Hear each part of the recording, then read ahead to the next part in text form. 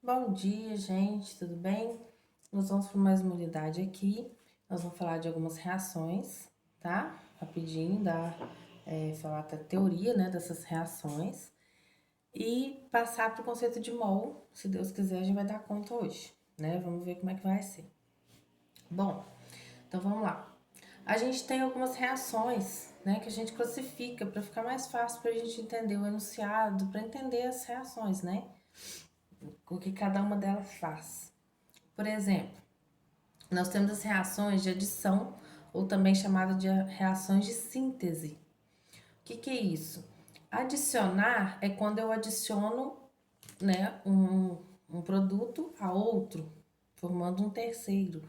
Ou eu sintetizo. Qual que é a diferença das duas?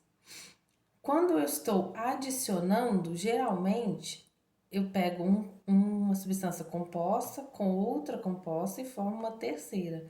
Então, por exemplo, estou adicionando o óxido de cálcio no trióxido de enxofre, né? Eu adiciono um no outro e formo um só, tá? Para eu adicionar ou para eu sintetizar, o meu produto tem que ser um só, tá bom?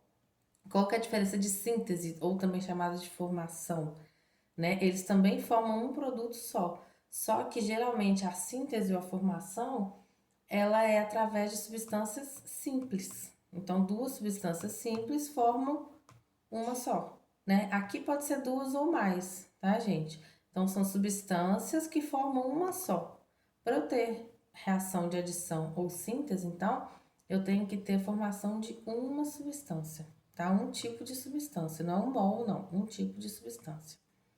Beleza? Contrário da reação de adição ou síntese, eu tenho análise ou decomposição. O que significa isso? Análise quer dizer que eu preciso analisar algum composto e eu faço isso quebrando esse composto, né? Então sempre vai ser um reagente só e dois ou mais produtos, né? Eu vou quebrar um composto. No de cima eu vou formar algum composto, tá? E no de baixo eu vou quebrar esse composto, beleza? Então, para eu fazer uma análise de alguma coisa, eu tenho que quebrar para ver do que ele é feito. Ou a decomposição, que já é uma análise natural, né? Toda substância ela se decompõe. O que é decompor? Ela vai se quebrando em pedaços menores, formando outras coisas, tá bom? Exemplo aqui, ó. Eu tenho algumas decomposições, né?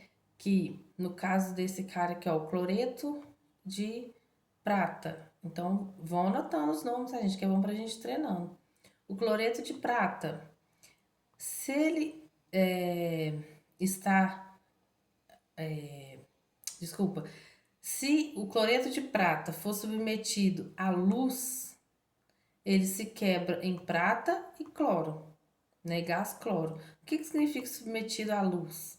Quer dizer que cloreto de prata, ele sofre fotólise. Lise, lá da biologia, é quebra. Então, ele sofre uma fotólise, quebra pela luz. Beleza? Bom, então é um tipo de análise, né? Um tipo de quebra é pela luz. Outro tipo de quebra é pelo fogo, pirólise, tá? Piro é de fogo, então quebra pelo fogo. Então, o carbonato de cálcio, se eu esquentar ele vai liberar o óxido de cálcio e o CO2, que é o dióxido de carbono. Beleza? Então, olha para você ver. Como eu sei que o cloreto de prata sofre fotólise, se eu quero armazenar ele, eu posso armazenar ele em lugar aberto? Não posso, né? Um lugar que tenha luz? Não posso. Se eu quero colocar ele num vidro, num recipiente, pode ser um recipiente transparente? Não pode. Por quê? Se ele receber luz, ele vai se decompor. Então, vai deixar de ser cloreto de prata e vai se decompor em outras substâncias. Não é isso? Então, por exemplo, algumas substâncias, né, alguns remédios estão em vidros transparentes, alguns remédios já estão em vidros mais escuros, opacos, né? Então é porque ele leva em conta isso, né? Também a decomposição, que não pode acontecer, tá bom? Bom, outro tipo de reação que a gente tem é a que a gente chama de simples troca. Simples troca é quando eu estou simplesmente trocando uma substância simples. Aqui, ó. Tem uma substância simples e uma composta, beleza?